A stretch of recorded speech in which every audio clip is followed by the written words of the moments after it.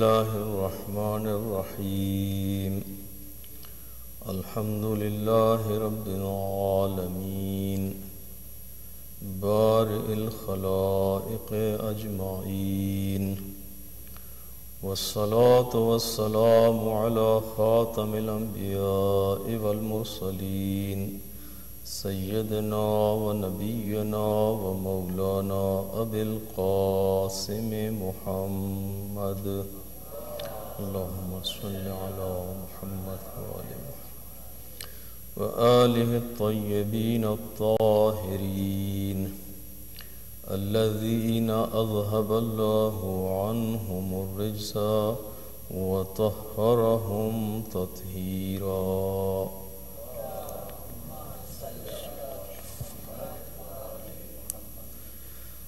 أما بعد فأوصيكم بتقوى الله فإنه حبل متين وعروة وثقى. صلوات.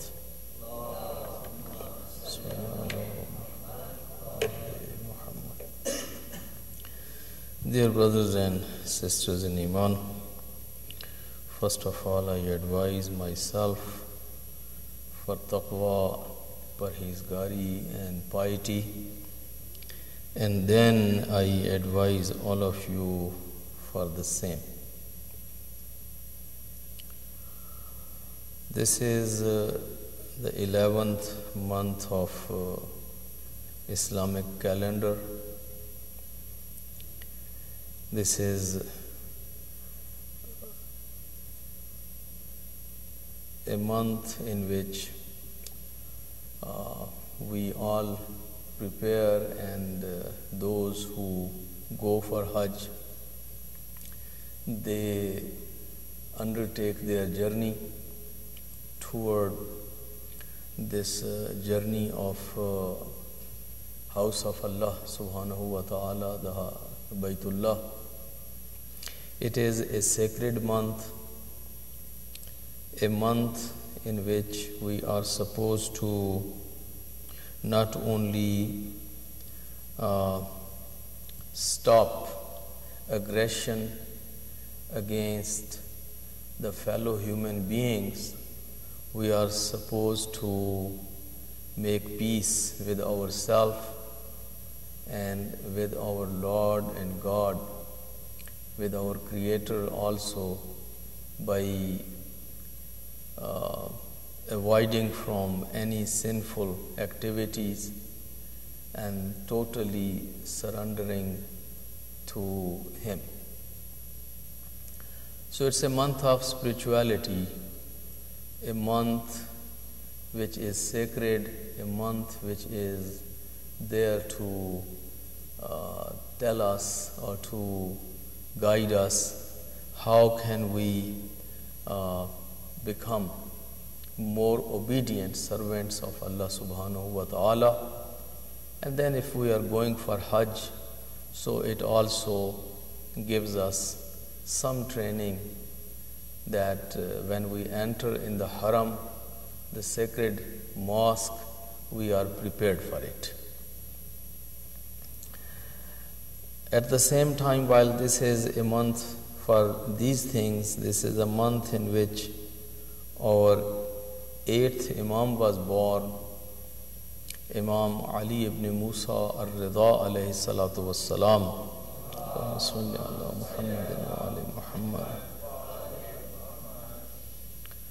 Each and every Imam was equally important, and all of them, they played their very vital and very important role in establishing the community and in saving, protecting and preserving the teachings of Rasulullah and the teachings of previous A'immah.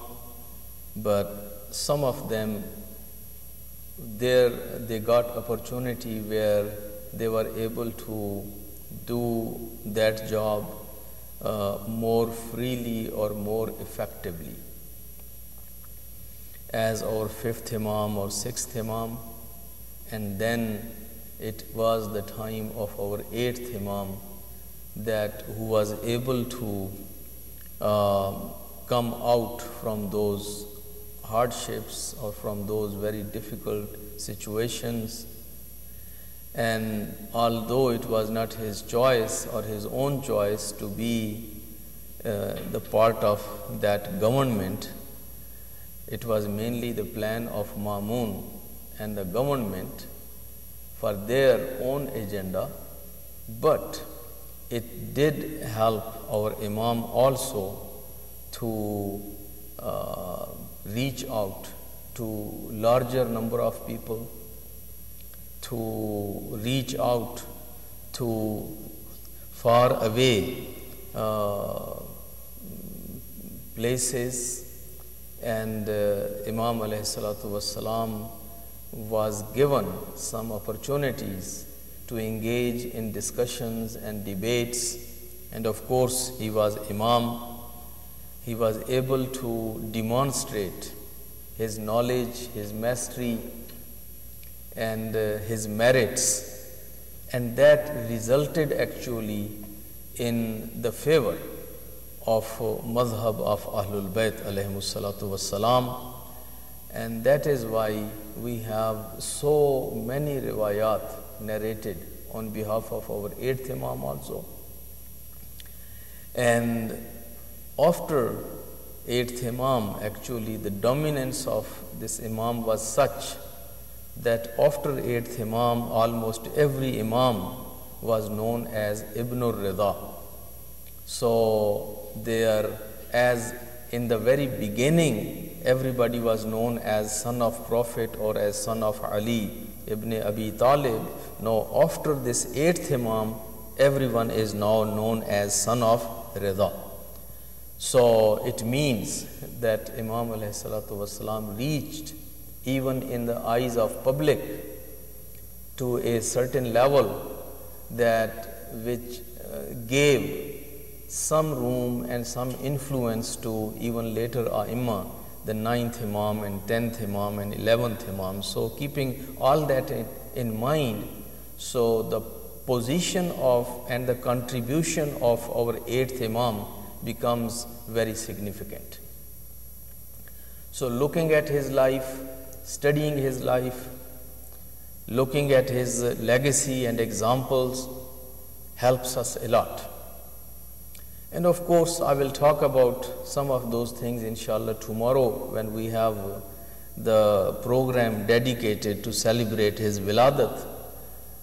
This nature of khutbah Jum'ah doesn't give us enough time to get into all those analysis and the narration of historical facts, but I thought at least I should make this one point, that while we look at the lives of our A'imma, while each Imam is unique and equally important, and everyone played their very vital and major role, when we look at the lives of all of those A'imma, we should look very particularly at the life of 8th Imam also, because this is also full of lessons. And Imam alayhi salatu wassalam was able to use that opportunity according to best of his abilities for the better purpose.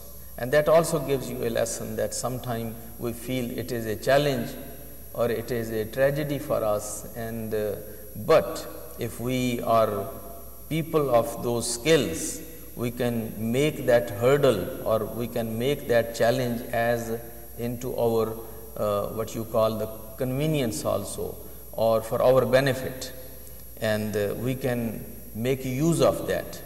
While the opposition may have put something as a trouble for us, but we can even take that challenge as our Imam alayhi salatu wasalam had taken it, and instead of being used, Imam alayhi salatu wasalam was never used.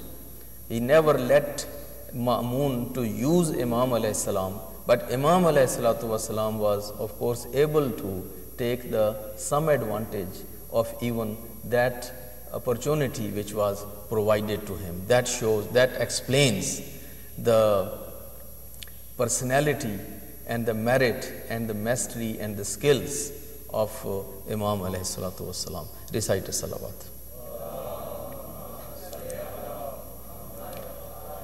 In this khutbah, I will just review one hadith on behalf of our 8th Imam. It has some very good lessons for us to learn, and that fits with our theme of Namaz Jum'ah. This is narrated on behalf of Abdul Azim. You know, there is a known personality, mainly known as Shah Abdul Azim, buried in Ray, in suburbs of Tehran. Whenever we go to Ziyarat in Iran, most of us we go and visit Shah Abdul Azim in Ray. There was a time when Ray was the main city and Tehran was a small suburb of that Ray. And today it is totally the opposite. Now Tehran is the major city and Ray is just like a little suburb of that Tehran. While historically Ray was the city and Tehran was a small suburb. Shah Abdul Azim is buried there. He was one of the companions of our 8th Imam and one of the students of our 8th Imam.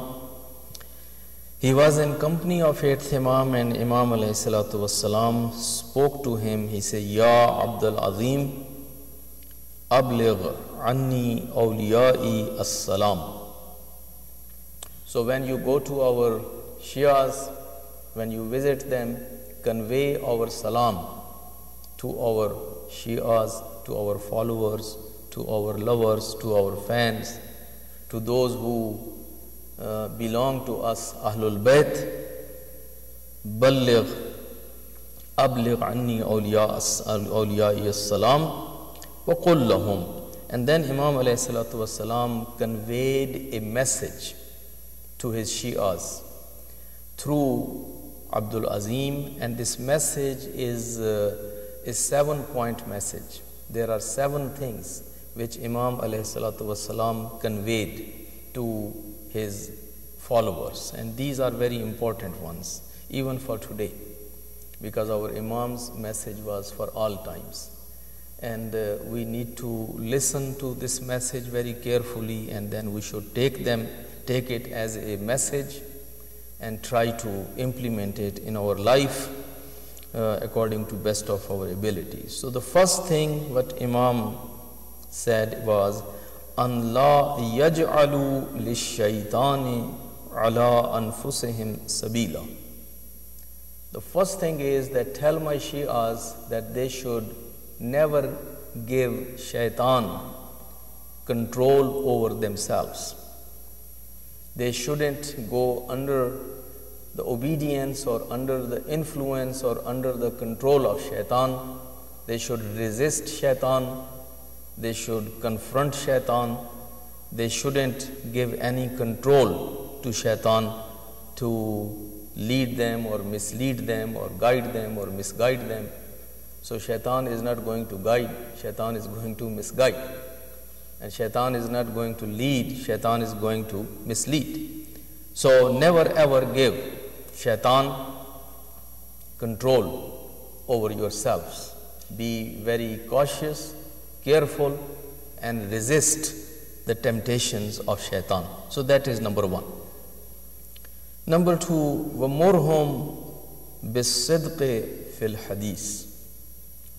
Second message of Imam is that command him or tell him that whenever they speak, they should speak the truth.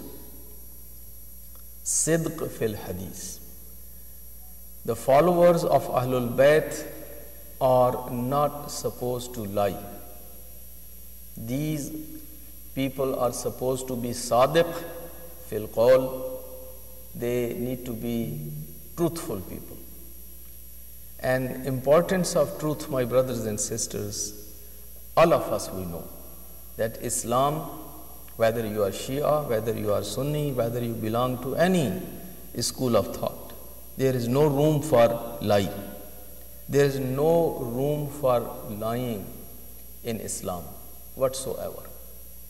So Imam alayhi salatu wasalam is emphasizing that don't lie, always speak the truth.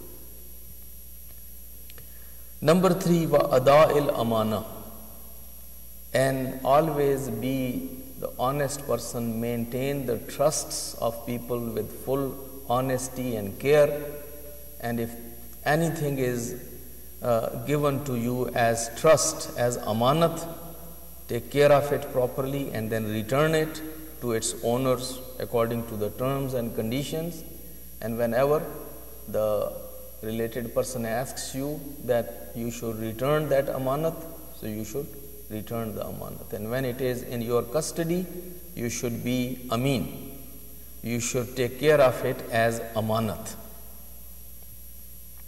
So sidq and amanat are repeatedly emphasized in the teachings of Anbiya and A'imma alayhimus salatu wassalam.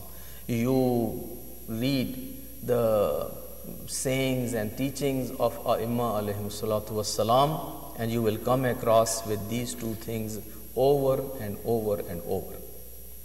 So these things should be like our known qualities, meaning it's not only that we should speak the truth and we should be ameen. Actually, these things should be our kind of like identical marks, or what you call trademark, or icons, or your alamat, your distinction, that we as the followers of Ahlul Bayt, we don't have to go and claim or prove to people that whenever we speak the truth, or we are ameen. This should be a fact which is proven there, and this is our reputation, for example. Everybody knows, whenever they sit among themselves, they say, oh, these people are misguided. They, for example, according to them, they don't believe in Sahaba, they don't believe in companions, they do this, they do this, they do this, but they never lie. They always speak the truth. Or they always maintain the amanat. They don't cheat. They are responsible people, they are honest people, and no matter what, you can disagree with them on everything, but they are sadiq and they are ameen. So that is what Imam wants. Imam wants that these things should become our distinctions.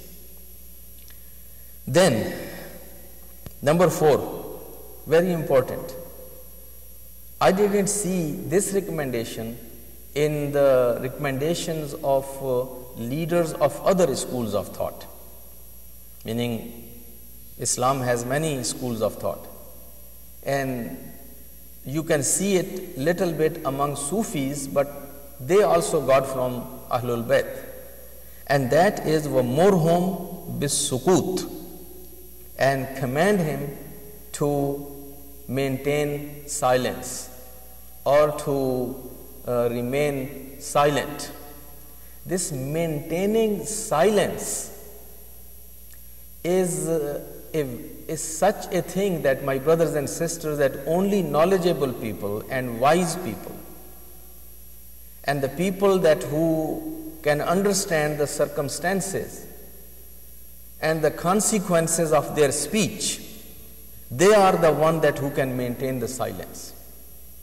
You know, if you enter in a room full gathering of kids in a room, no matter how many times you tell them, request them, you ask them to please quiet, be quiet, be quiet, be quiet, do you think that they will become quiet?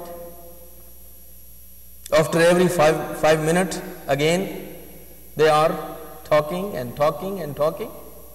And here you go right or here you go left, you tell them that I am going out, but you guys need to remain quiet.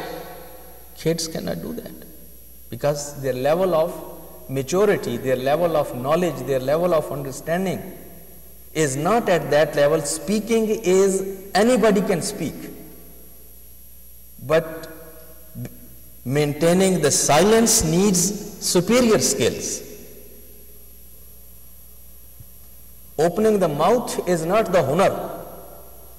Meaning, it's not the hunar, it's not something big that, oh, I can speak or I can shout. Shouting or speaking is not a big deal.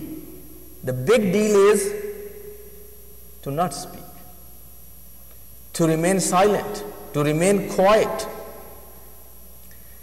And particularly when you are a minority among a very dangerous majority, when the conditions are not in your favor, the governments are very violent, and you have enemies on your right and left, and one word or one statement can put you in trouble. Not only you, but even your leader and your organization and your whole group of people. Everybody can be in trouble just because of your one word or your one statement. So one of the biggest challenges for our imams and Ahlul Bayt was that how they can keep their Shias quiet. How they can keep their Shias in control, that these Shias don't end up speaking at the time when they are not supposed to speak. This was one of the biggest challenges of our imams. And if you read the history, you will see that many times imams cursed their Shias for violating this.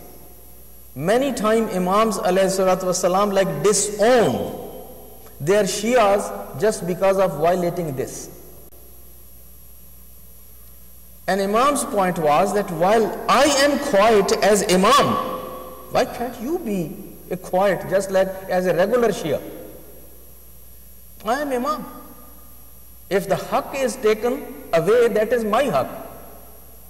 If the grandfather was killed, that was my grandfather. My father was killed. My grandfather was killed. My mother was hurt. My haqq was taken away. And if I can remain quiet, and if I can take it under the circumstances, why can't you? So my brothers and sisters, this was one of the issues, and Imam alayhi, and again, go and do research.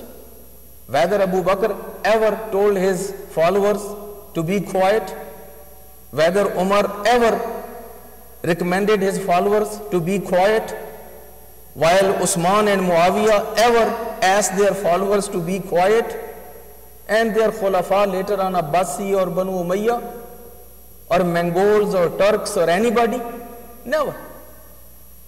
These were the only Ahlul Bayt, only the Shias of Ahlul Bayt and Ahlul Bayt.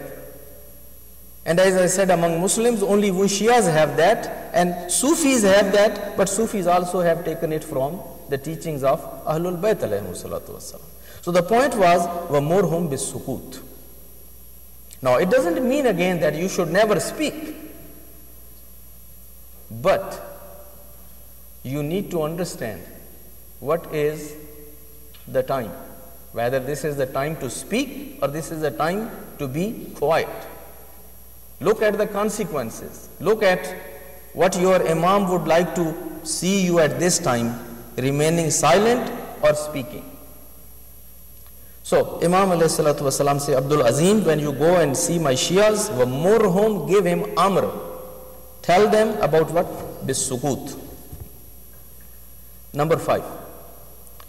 وَتَرْكِ الْجِدَالِ فِي مَا لَا يَعْنِيهِمْ. And tell them that they shouldn't argue and quarrel on issues which are not productive or beneficial. Debating on issues and spending so much time and energy, and the result is zero, whether it is proven this or proven the opposite. So why one should waste the time and energy and everything of debating on things that it has nothing to do with me, with my community, or with my family, or with my anything. So basically, Imma were not very much for argumentative behavior. Imma were discouraging people to be someone that who is always ready to argue and always ready to confront, and getting into the quarrel with anybody and every time. وَتَرْكِ الْجِدَالِ. Don't go in jidal. Jidal is that argument. فِي مَا لَا يَعْنِيهِمْ. That it doesn't have any benefit. It doesn't have any. So these were my brothers and sisters, you need to understand the contexts, that why Ai-Imma have so much emphasis on these things. The reason was that we were a small minority, we would lose the patience and we would get into the quarrel and the argument with anybody and everybody. And we would end up speaking and talking about issues which were not good to talk at that time in those kind of conditions. And these things are very much applicable even our own times, my brothers and sisters. Number 6 and number 7 are the two things which left, and again very important for our Imams. Number 6, Imam says, وَإِقْبَالِ بَعْضِهِمْ عَلَى بَعْضٍ وَالْمُزَاوَرَةِ فَإِنَّ ذَلِكَ قُرْبَةٌ إِلَيَّ. Imam said, go and recommend them, tell them that they must pay attention to one another, attend one another, go and visit each other, and remain in contact with one another and do the visitation on regular basis of each other. And if they do that, فَإِنَّ ذَلِكَ قُرْبَةٌ إِلَيَّ, it will bring them closer to me. Meaning, visiting a mu'min, in other words, is visiting your Imam. You cannot go and visit your Imam, but just if you go and visit mu'mineen, it is as you are visiting your Imam. Visitation, invitation, inviting mu'mineen to your place and accepting their invitation and making this culture that mu'mineen are always kind of visiting one another and they are paying attention to one another and they are attending each other. This is something which was very important to our Imams, because our Imams were trying to establish their community. And how can you establish a small community if people are not connected with one another? If they don't visit each other, if they don't help each other, if they don't listen to each other, if they don't pay attention to one another, then how can you have that community which is not close-knit? So the priority of our Imams was to have a close-knit community, a family-like community. That it's a community, but it is like a family. And they are all related to one another. And then Imam says, if you do that, it is as you are coming closer to me. Attending a Shia is attending an Imam. There are riwayat where Imam says, if you help them, it is as you help me. If you look at them, if you respect them, it is as you have respected me. And in the same hadith it is coming later, Imam says, but if you offend them, it is as you have offended me. So that was the emphasis that Imam is saying, that you should be that close to one another as a family. Imam says, number 6, وَإِقْبَالِ بَعْضِهِمْ عَلَى بَعْضٍ وَالْمُزَاوَرَةِ, which is from ziyarat, that mutually you keep visiting one another, remain in tact and in contact. فَإِنَّ ذَلِكَ قُرْبَةٌ إِلَيَّ. This is not only that you are seeking nearness to one another and you are going to be qareeb, actually you are all getting closer to Imam of the time. Last, number 7, Imam says, وَلَا يَشْتَغِلُوا أَنفُسَهُمْ بِتَمْزِيقِ بَعْضِهِمْ بَعْضًا. And they should never get involved in breaking down each other and tearing down each other and going after one another. This is destructive behavior, and I don't want to see any of my followers is doing in my community with my followers. Oh Abdul Azim, go and tell my Shias that they shouldn't have this destructive behavior of tearing down each other and breaking down each other. Then Imam says, فَإِنِّي آلَيْتُ عَلَى نَفْسِي, I have made this commitment with Allah subhanahu wa ta'ala, and I have taken qasam, أَنَّهُ مَنْ فَعَلَ ذَلِكَ وَأَسْخَطَ وَلِيًّا مِنْ أَوْلِيَائِي دَعَوْتُ اللَّهِ لِيُعَذِّبَهُ فِي الدُّنْيَا أَشَدَّ الْعَذَابِ. Imam says that I have made qasam, I have taken qasam, that if any of Shia goes and he offends and he breaks down the other Shia and unnecessarily he goes and he creates problem for him and bothers him and breaks him down and disgraces him, then I have taken the qasam that I will pray to Allah subhanahu wa ta'ala and I will make dua from Allah that Allah should give azab and the worst azab to this Shia that who is aggressor against the other brother in this dunya. Allah says, I will make bad dua for that Shia that who will bother this other Shia brother and who will disgrace him and who will tear him down and who will go and break him and who will do all this negative behavior against him. I will do bad dua against him for ashadd al-adab, the worst azab in this dunya. Wakana fil akhirati min al-khasirin, and in akhirat of course he is going to be one of the losers. But I am going to request Allah subhanahu wa ta'ala to humiliate him and punish him here in this dunya. So it shows that our A'imma, how much they were concerned about the unity of their followers. How much they were concerned about this close-knit community of their followers. And that was their topmost priority. So this was a hadith I thought I should share with you. It was from Imam Ali ibn Musa al-Riza alayhi salatu wasalam. Recite it.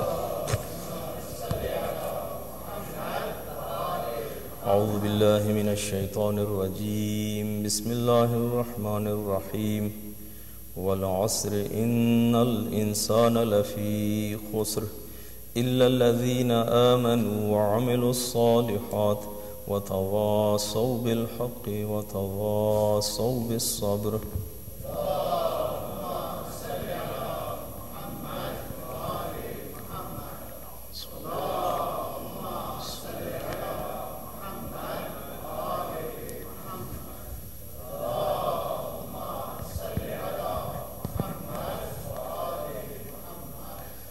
أعوذ بالله من الشيطان الرجيم بسم الله الرحمن الرحيم الحمد لله الذي لا إله إلا هو الحليم الكريم غافر الذنب وقابل التوب وهو الغفور الرحيم إن الله وملائكته يصلون على النبي يا أيها الذين آمنوا صلوا عليه وسلموا تسليما. اللهم صل على محمد. اللهم صل وسلم على سيدنا ونبينا ومولانا أبي القاسم محمد. اللهم صل على محمد وعلى أمير المؤمنين وإمام المتقين علي بن أبي طالب. صلى الله على محمد وعلى محمد وعلى سيدة نساء العالمين فاطمة الزهراء. صلى الله على محمد وعلى محمد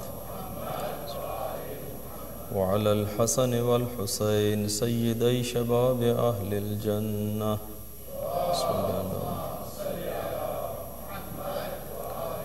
وعلى علي بن الحسين ومحمد بن علي وجعفر بن محمد وموسى بن جعفر وعلي بن موسى ومحمد بن علي وعلي بن محمد والحسن بن علي اللهم صل على مولانا صاحب العصر والزمان وعلى آبائه الكرام ما اتصل الليالي والأيام صلوات.